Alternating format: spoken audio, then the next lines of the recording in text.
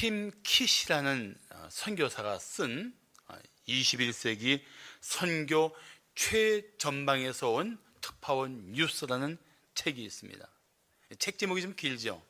21세기 선교 최전방에서 온 특파원 뉴스, 그런 책입니다.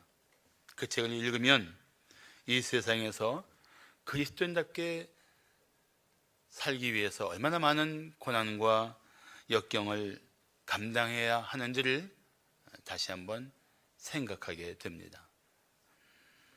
그가 쓴 책에 방글라데시 이야기가 나옵니다. 방글라데시는 90%가, 인구의 90%가 이슬람교를 믿고 거의 10%가 힌두교를 믿고 있습니다. 그리고 겨우 0.25%만이 그리스도인들입니다.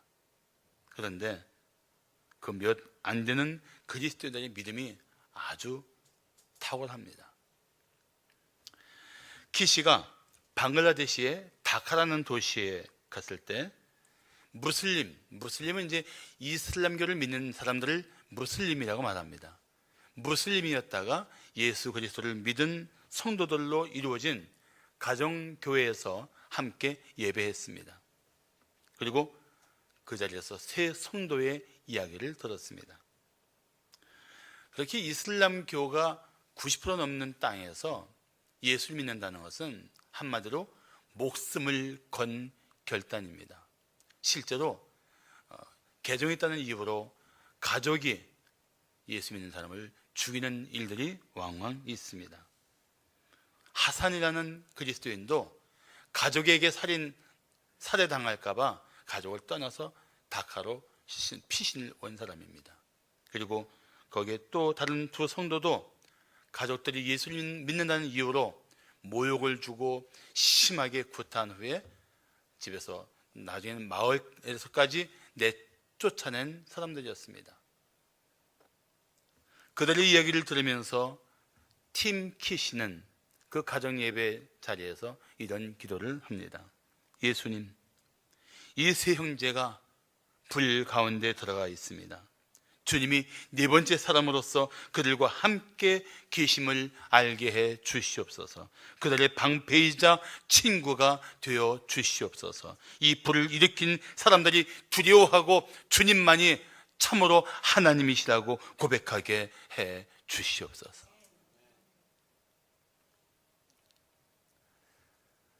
이 책을 읽으면서 저는 마음속에 우리는 너무 편하게 신앙생활을 하고 있구나, 오히려 그것이 문제일 수 있구나 생각하게 되었습니다.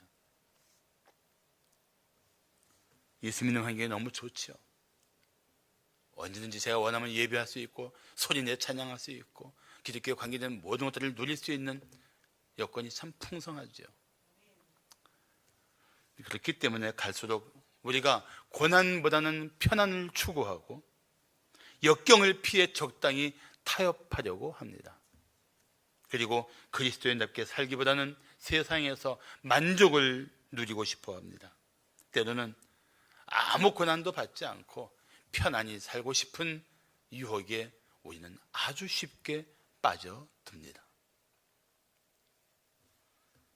바울이 제자들에게 한 말을 들어보십시오. 제자들의 마음을 굳게 하여 이 믿음에 머물러 있으라 권하고, 또 우리가 하나님의 나라에 들어가려면 많은 환난을 겪어야 할 것이라고 말합니다.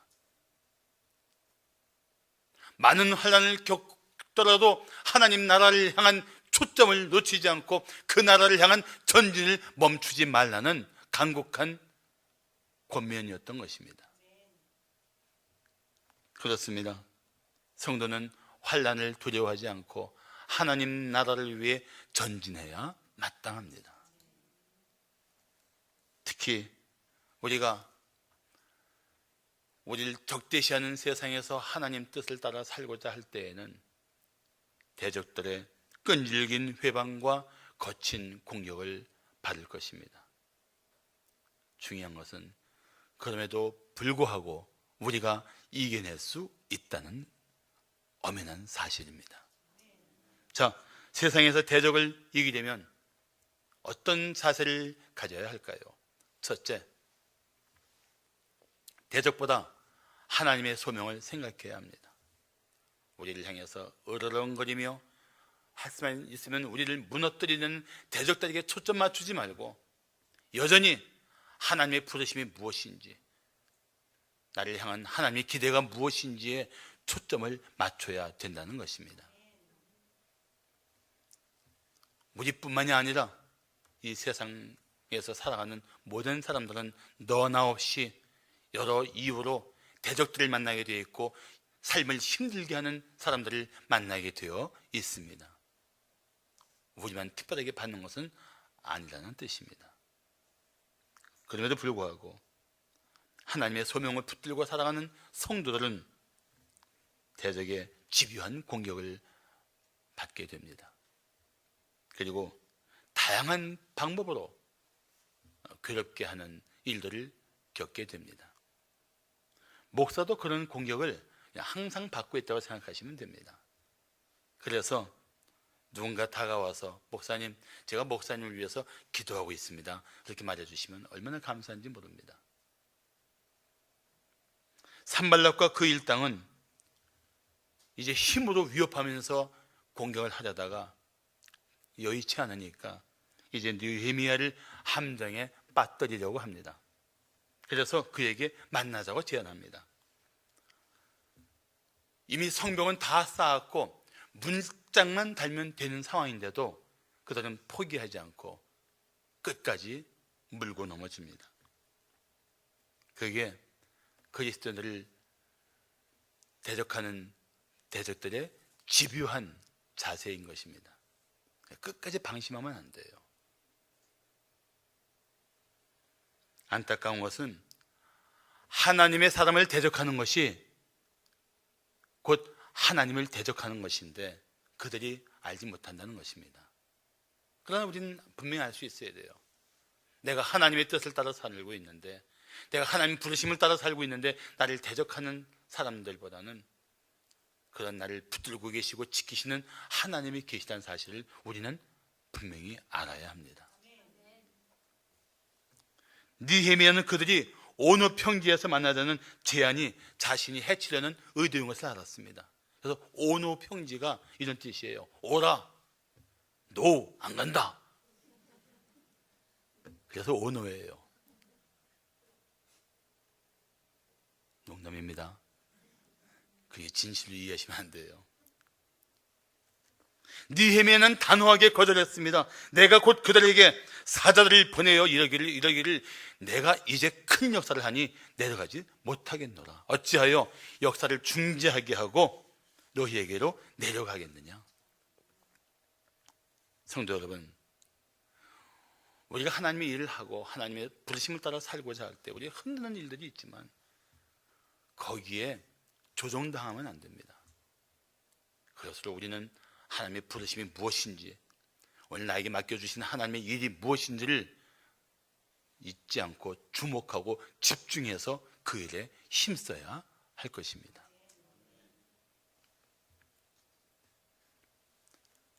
그런데 이들이 하는 짓이 한두 번 하다가 이렇게 물러서는 것이 아닙니다. 항상 기억하세요. 한두 번 찝찝거리다가 사라지는 그런 정도의 대적들이 아니라는 것입니다. 대적은 결국 사탄과 그 악한 권세들에 의해서 계속 일어나는 것입니다. 근데 언제까지 그런 일들이 나타나는가? 우리가 무너질 때까지 계속 공격해 옵니다. 자, 오늘도 본문의 4절을 보시면 그들이 몇 번이나? 4번이나 이같이 내게 사람을 보내서 오노 평지에서 만나자. 그때마다 느헤미야는 꼭까지 대답합니다. 내가 이 큰 역사를 중지하고 어떻게 내려가겠느냐? 내려갈 수 없다. 하나님의 부르심에 집중하지 못하게 하는 것, 그리고 그 숨겨진 간교한 생각대로 느헤미야를 유인하게 하는 것, 그것이 얼마나 문제입니까? 그런데 사실 생각해보면 이들에게도 이런 변명이 가능합니다. 그냥 만나자는 거야. 만나자는 거. 만나서 얘기하자는 거야. 정말 그럴까요? 그렇지 않습니다. 항상 유혹은 우리의 경계심을 풀고 그리고 자연스럽게 다가옵니다.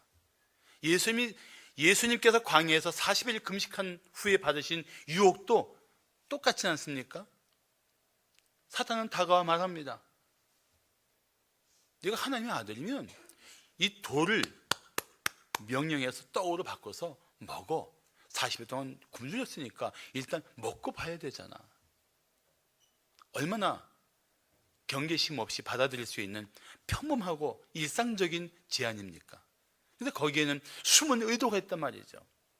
하나님이 내게 무엇을 요구하고 무엇을 말씀하는지 그거 상관없이 일단 내 육체의 욕망을 채우는 일들에 수단과 방법 가리지 말고 살아라, 이런 뜻이에요. 생각 없이 들으면, 분별하지 못하면 그럴듯한 제안인데 거기에 그런 숨겨진 속셈이 있는 것입니다. 배고프잖아. 그래서 수단과 방법 가리지 말고 먹어. 먹고 살아야 될 거 아니야. 힘내야 될 거 아니야. 그런 일상적이면서도 우리의 육체의 욕망을 채우는 유혹들이 얼마나 우리 주변에서 수시로 들락날락합니까? 거기에 우리는 얼마나 때마다 이리 휘청 저리 휘청 흔들리고 있습니까? 그렇지 않습니까? 제가 그래서 그런지 느낄 수가 있어요.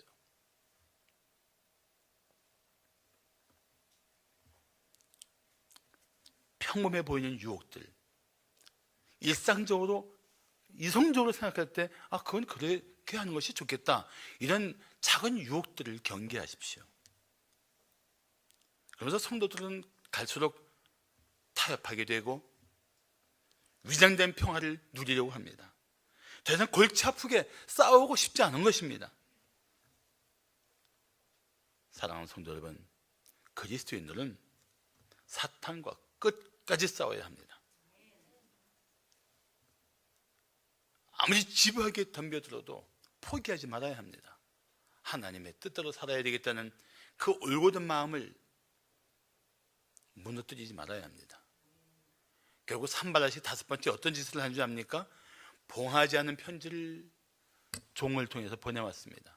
봉하지 않은 편지라는 것은 이런 의미가 있습니다. 궁금해서 누구나 펼쳐서 엿볼 수 있는 것, 안 본 척하고 전해주지만 이미 입에서 입을 통하여 얼마든지 쉽게 퍼져나갈 수 있는 편지, 그걸 의도적으로 노린 것입니다.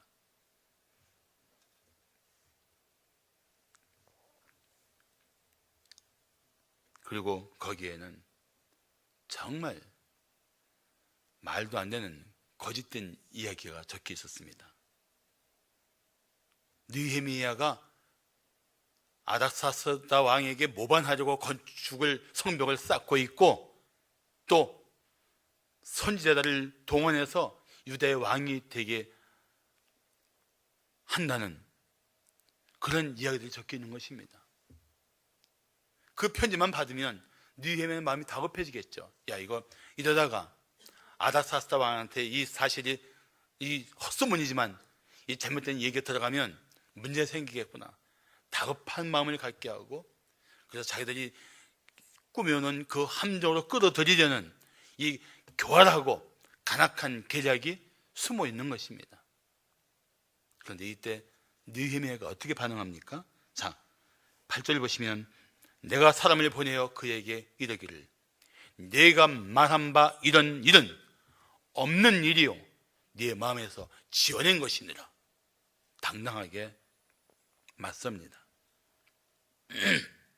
성도는 때로 악한 의도를 가지고 지어낸 말에 흔들리지 말아야 합니다. 농락당하지 말아야 합니다. 때로 억울한 소리를 들을지라도 흔들리지 말아야 합니다. 잘 분별하고, 그럴수록 그런 일들의 마음 뺏기지 말고, 그럴수록 하나님께서 내게 부르신 일이 무엇이고 내게 맡기신 일이 무엇인지를 깨닫고 거기에 최선을 다해야 우리는 유혹을 이겨낼 수가 있습니다. 악한 자를 대적할 수가 있습니다. 자, 세상에서 대적을 이기려면 어떤 자세를 가져야 할까요? 둘째, 생존보다 하나님의 뜻을 생각해야 합니다. 생존보다 하나님의 뜻을 생각하는 것이 악한 자를 이기는 자세입니다. 셰익스피어가 쓴 4대 비극 중에 하나가 햄릿입니다. 햄릿. 근데 햄릿은 덴마크 왕자의 이름입니다. 이 햄릿의 유명한 독백이 있지 않습니까? 사느냐 죽느냐 그것이 문제로다. 그런데 그리스도인들은 사느냐 죽느냐 하는 것보다 더 중요한 가치를 붙들고 있는 사람들입니다. 바울은 이런 고백을 했습니다. 우리가 살아도 주를 위하여 살고 죽어도 주를 위하여 죽나니 그러므로 사나 죽으나 우리가 주의 것이로다. 세상 사람은 사느냐 죽느냐 하는 문제가 마치 자신의 전부인 것처럼 외치고 있지만 우리는 그보다 더 고상한 가치를 붙들고 내가 사느냐 죽느냐 그것이 전부가 아니다. 살아도 주를 위해 살고 죽어도 주를 위해 죽을 수 있느냐, 여기에 삶의 초점을 맞춰야 된다는 것입니다. 생각해 보십시오. 우리를 이 세상에 존재하게 하신 분이 누구십니까? 아멘, 하나님이십니다. 우리의 죽음을 계획하시고 우리 삶을 그때까지 붙들고 계신 분이 누구십니까? 하나님이십니다. 우리 생명의 주인이 누구십니까? 하나님이에요. 내 살고 죽는 모든 문제가 하나님의 주권 속에 있는 것을 인정하는 것이 그리스도인의 고백입니다. 그러면 사느냐 죽느냐 그게 우리를 좌우할 수 없는 더 큰 삶의 가치가 있단 말이죠.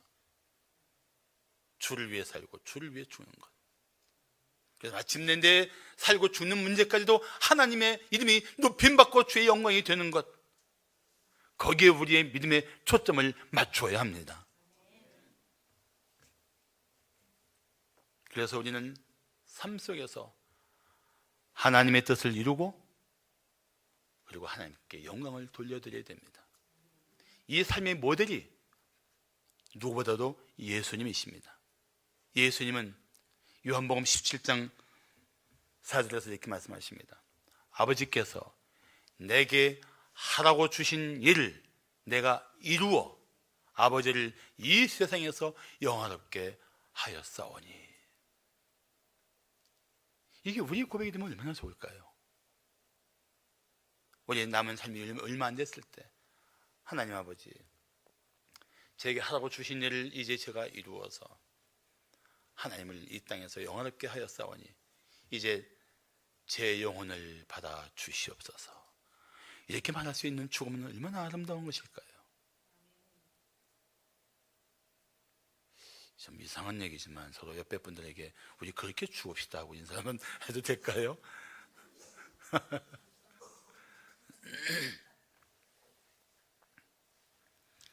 그래서 성도는 자기가 살고 죽는 모든 일에 철저히 하나님 중심으로 생각해야 합니다. 살아도 하나님의 영광을 위해 살고 죽어도 하나님의 영광을 위해 죽는 것. 그래서 우리는 함부로 살지 말아야 합니다. 살기 위해 비굴해지지 말아야 합니다. 생존하기 위해서 하나님을 등지고 그냥 살려고 버둥거리지 말아야 됩니다. 느헤미야는 두문불출하는 스마야를 찾아갔다가 참으로 어이없는 말을 듣습니다. 자, 10절을 보시면 이후에 무에다벨의 손자 들라야의 아들 스마야가 두문불출하기로 내가 그 집에 가니 그가 이르기를 그들이 너를 죽이러 올 터이니 우리가 하나님의 전으로 가서 외소 안에 머물고 그 문을 닫자. 저들이 반드시 밤에 와서 너를 죽이리라. 아마 죽음을 피하고 싶은 본능대로 행동했다면 느헤미야는 아마 귀가 솔깃했을 것입니다. 두려워서 빨리 숨고 싶었을 것입니다. 그런데 의외로 느헤미야가 담대하게 이렇게 말합니다. 나 같은 자가 어찌 도망하며 나 같은 몸이면 누가 외소에 들어가서 생명을 보존하겠느냐? 나는 들어가지 않겠노라.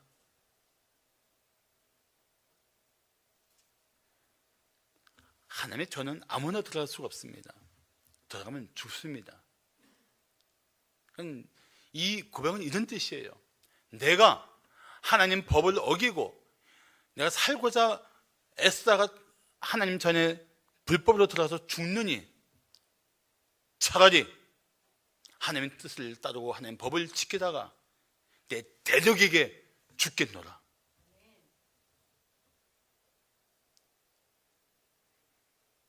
이 사람이 살고 죽는 것에 관심이 있는 거예요, 없는 겁니까? 살고 죽는 것에 관심이 있지만 그 이상의 가치에 자기의 살고 죽는 것을 맞추고 있는 거예요.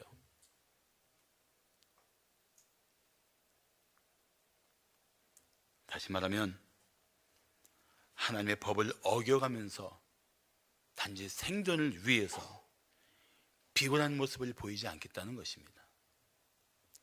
그렇게까지 하면서 살기보다는 차라리 하나님 뜻을 따라 살다가 죽었다고 당당하게 맞서겠다는 것입니다.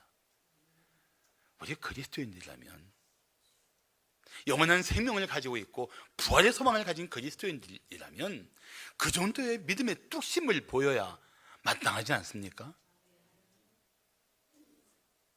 나를 죽음에서 반드시 일으키실 예수님이 다시 오실 것을 믿는 그리스도인들이라면 그 정도의 당당함을 가지고 그 정도의 담대한 심령으로 죽음의 두려움 앞에 맞서야 되지 않습니까? 어느새 우리는 이 세상의 편리함과 이 세상의 그 달콤한 맛에 취해서 그런 힘들을 잃어버리고 있는 거 아닌가 모르겠어요.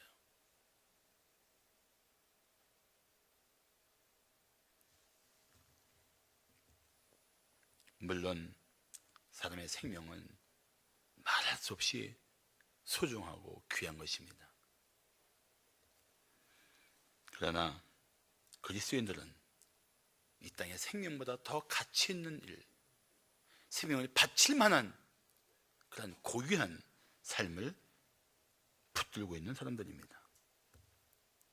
그래서 우리는 마침내 하나님의 이름이 나를 통해서 높임을 받도록 살고 그렇게 죽을 수 있어야 합니다.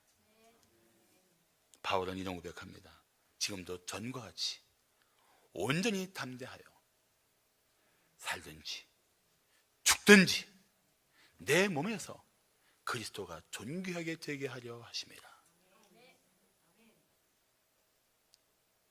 이 바울의 고백이 이 옥중에서 죽을지 모르는 그런 암울한 내일을 바라보며 살고 있는 바울이 외쳤던 이 고백이 우리의 고백이 되시기를 축복합니다. 살든지 죽든지 이 연약한 육신, 보잘것없는 삶으로 그리스도가 존귀하게 되는 것, 여기에 삶의 방향을 맞출 수만 있다면 우리는 살고 죽는 문제 앞에 담대한 심령이 될 것입니다. 그런 삶을 갖지 않으면, 그런 마음을 갖지 않으면 우리는 생존을 위해서 뜻하지 않은 삶의 회오리에 빠져들 수가 있습니다. 어떤 짓을 하든지 살고자 하다가 죄를 짓는 것이고, 일단 생존에 급급하다 보면 부끄러운 일을 하기 마련입니다. 느헤미야는 12절 13절에서 이런 말을 합니다. 깨달은 즉 그는, 이 그는이 스마야를 말합니다. 거짓 선지자 스마야는 하나님께서 보내신 바가 아니라 도비야와 산발랏에게 뇌물을 받고 내게 이런 예언을 함이라. 그들이 뇌물을 준 까닭은 나를 두렵게 하고 이렇게 함으로 범죄하게 하고 악한 말을 지어 나를 비방하려 함이었느니라. 자, 잘 보세요. 여기에 세 가지가 있어요. 두렵게 하면 죄를 짓게 되고, 죄에 빠지면 비방거리가 생기는 거예요. 죽기 싫어서, 죽음이 두려워서 하나님이 금하신 것을 살기 위해서 하고, 그 범죄한 이후에 세상에 비방의 표적이 되고 조롱거리가 될 수 있는 삶이 바로 우리 대적이 노리는 것입니다. 잘 생각하셔야 돼요. 우리 성도들이 나가서 살고 있는 삶의 현장에 이런 일들이 비일비재하게 일어나고 있어요. 남의 이야기가 아닙니다. 오늘 살고 있는 우리 성도들의 삶에 매일 벌어지는 현실입니다. 현실. 정신 차리고 살아야 됩니다. 악한 권세가 우리를 위협하는 상황에서 그리스도인답게 바르게 살지 못하면 우리는 어느 한순간에 비방의 표적이 될 것입니다. 살기 위해서 어쩔 수 없다고 변명하지 마십시오. 그럴수록 하나님의 뜻을 따라 살기를 힘써야 합니다. 생존에 급급하기보다 하나님의 뜻을 올곧게 지키며 이겨내는 성도들 되시기를 축복합니다. 마지막으로 세상에서 대적을 이기려면 어떤 자세를 가져야 할까요? 셋째, 보복보다 하나님의 도움을 기도해야 합니다. 우리가 기도할 때마다 가끔 이런 생각합니다. 하나님의 응답이 너무 더디요. 그런데 하나님의 응답이 더딘 것 같지만 사실은 항상 하나님은 가장 합당한 때에 가장 선하신 방법으로 응답하시는 좋으신 하나님이신 줄을 믿으시기 바랍니다. 18세기에 영국의 유명한 필립 브룩스 목사가 있었습니다. 근데 그 당시 영국에서 이 종교적인 상황은 상당히 험악했습니다. 브룩스 목사도 마음의 불안함을 느낄 때가 많았습니다. 한 번은 브룩스 목사를 어떤 친구가 찾아왔는데 브룩스 목사가 성경을 들고서 방에서 왔다 갔다 좌불안석하고 있습니다. 그 친구니까, 워낙 친한 친구니까 이름을 불러서 말했습니다. 왜 그래 필립, 무슨 문제라도 있나? 브룩스 목사가 이렇게 대답했다고 합니다. 문제 항상 있지. 근데 말이야, 가장 큰 문제는 나는 정말 다급해 죽겠는데 하나님은 도저히 서두르지 않는다는 것일세. 사랑하는 성도 여러분, 하나님의 침묵이 당신의 기도를 외면하신 것처럼 느껴지십니까? 그렇지 않습니다. 때로 우리가 죄에 빠져 있으면 하나님이 우리를 외면하실 때가 있지만 그마저도 우리가 회개하고 돌이키면 하나님은 크게 기뻐하시며 우리를 향하여 얼굴을 드시며 우리를 향하여 빛을 비추시며 우리를 그 사랑의 품에 기꺼이 맞아 주실 것입니다. 때로 하나님이 당신의 다급한 상황을 모른다고 생각하십니까? 절대 그럴 리가 없습니다. 하나님은 절대 무심하신 분이 아닙니다. 당신의 상황을 지켜보고 계십니다. 그래서 이사야 31장 30장 18절을 말씀하기를 그러나 여호와께서 기다리시나니 이는 왜냐하면 너희에게 은혜를 베풀려 하심이요 일어나시리니 이는 너희를 긍휼히 여기려 하심이라. 대저 여호와는 정의의 하나님이십니다. 그를 기다리는 자는 복이 있도다. 믿습니까? 하나님은 은혜를 베푸시는 하나님이십니다. 긍휼히 여기시는 하나님이십니다. 그 하나님을 기다리면 반드시 복을 받을 것입니다.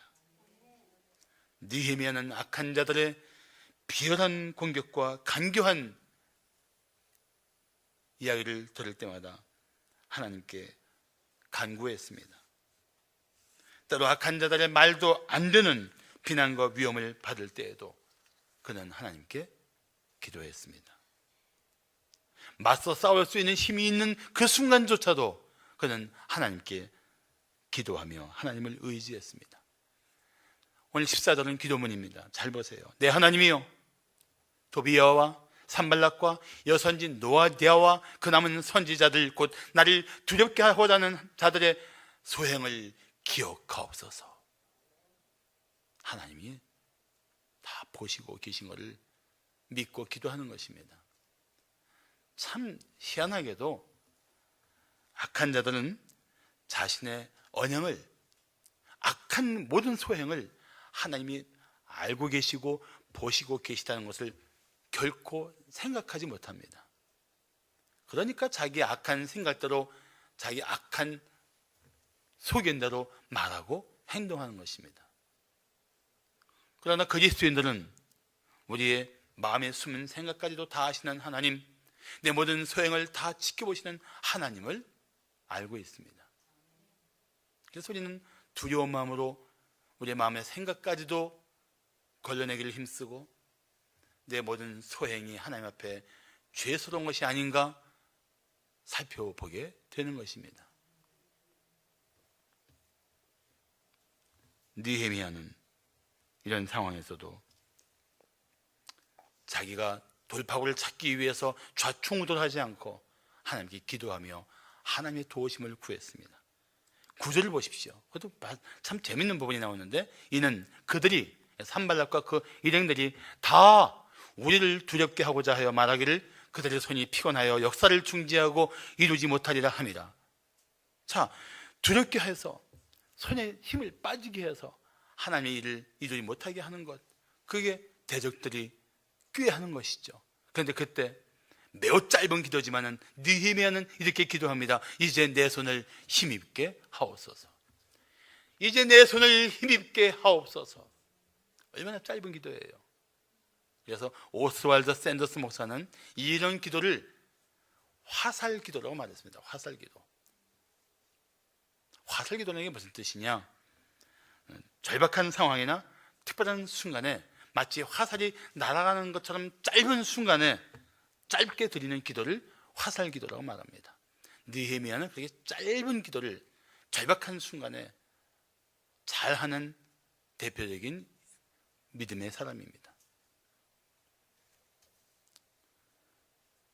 그래서 느헤미야는 기도하며 하나님을 의지했고 기도하며 이겨냈던 것입니다. 대적들이 교활할수록, 집요할수록, 악랄할수록 우리는 하나님의 도우심을 구하는 기도를 힘써야 합니다. 그러면 하나님께서 반드시 응답하실 것입니다. 우리가 능히 감당하도록 도와주실 줄을 믿습니다. 미국 저 남쪽에 플로리다 주가 있습니다.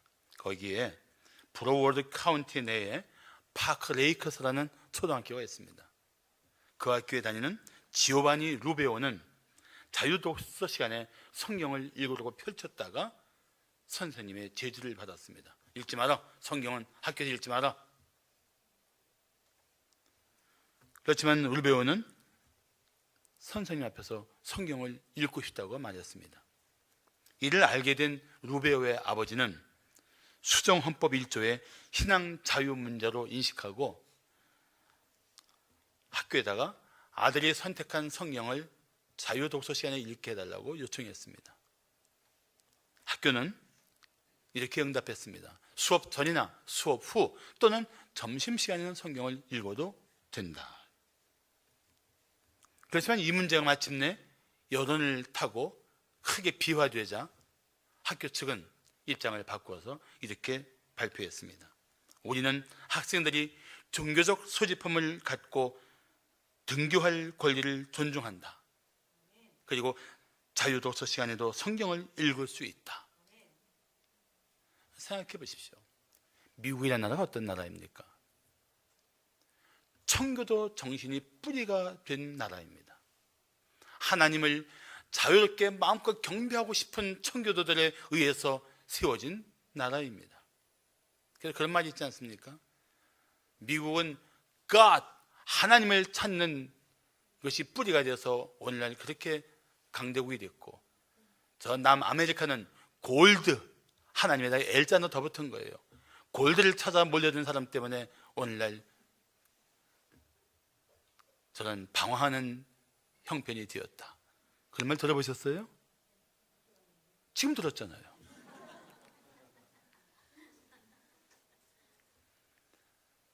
그런 미국인데, 그런 미국에서조차도 이렇게 성경을 읽고 기도하는 일들을 학교에서 제지하고 있을 정도라면, 여러분, 우리가 이렇게 마냥 편안하게 신앙생활을 할 수 있다고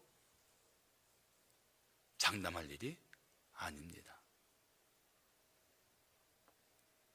우리도 언젠가는 예수를 믿는다는 일이 많은 핍박과 대적들의 위협을 받아야 될 수도 있다는 것입니다. 그렇다면 지금부터 우리는 바른 믿음을 가지고 하나님 뜻을 따라 살기를 힘써야 합니다. 특별히 우리 자녀들이 그렇게 살도록 가르치고 훈련시켜야 합니다. 왜냐하면 우리 자녀들이 살아갈 미래에는 더 극심한 영적 싸움이 있을 것이기 때문입니다. 우리 사랑스러운 자녀들이, 손자, 손녀들이 살아갈 미래에는 믿음을 지키기 위해서 더 큰 시련과 고통과 연단을 받을 수 있다는 것입니다. 사랑하는 자녀들의 미래를 위해서라도 먼저 우리가 믿음 위에 굳게 서야 합니다. 생각해 보십시오. 느헤미야가 성벽을 재건한 이유가 무엇입니까? 하나님의 백성으로서 구별된 삶을 회복시키기 위한 것입니다. 그 일들이 오늘날은 필요하지 않을까요? 우리도 구별된 삶을, 하나님 백성다운 거룩한 삶을 회복시키기 위해 힘써야 할 때입니다.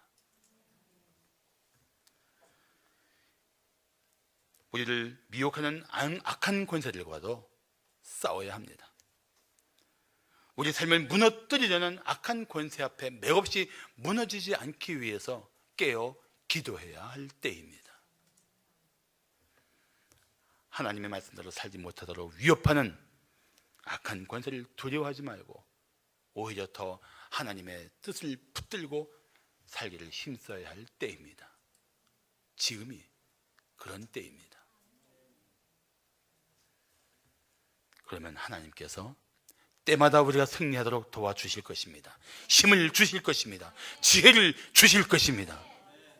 기도하겠습니다.